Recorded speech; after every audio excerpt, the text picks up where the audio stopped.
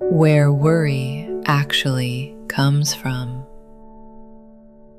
I want to talk about worry, not about how to manage it, not about breathing techniques or positive thinking.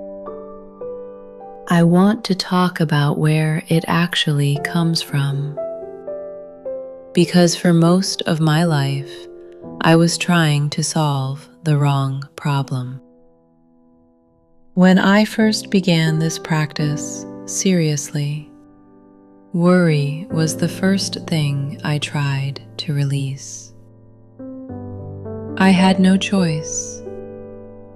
From the moment I opened my eyes in the morning to the moment I fell asleep at night, it was there. On the worst days, it kept me awake entirely. My body moving through the routines of ordinary life.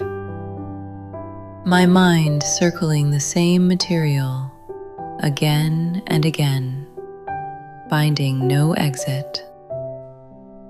I started with the obvious things, the specific worries one by one, the grievances, the memories of being criticized or overlooked,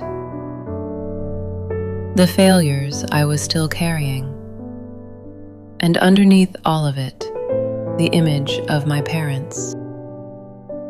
Both of them people for whom worry was not an occasional visitor. It was the permanent weather of their lives. And I had absorbed it before I was old enough to choose. As I released these one by one, a question surfaced. Not, what am I worrying about? But, where does the worrying itself come from? And something became clear. Every worry I had ever had was structured the same way.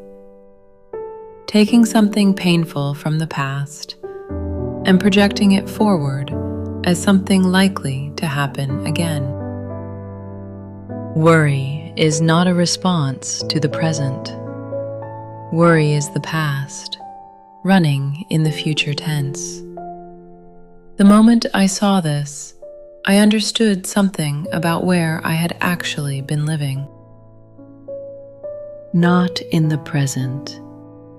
Almost never in the present. In a loop, between what had already happened and what I was afraid would happen next. I kept following the thread.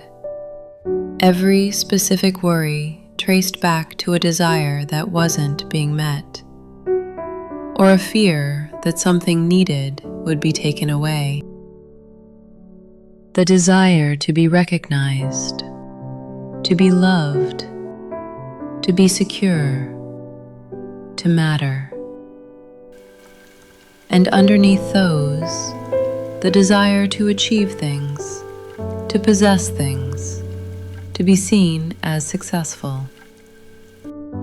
Which, when I followed it far enough, traced back to the same source as all the others.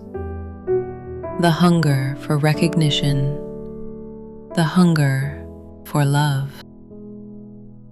Money, status, achievement. These were not ends in themselves.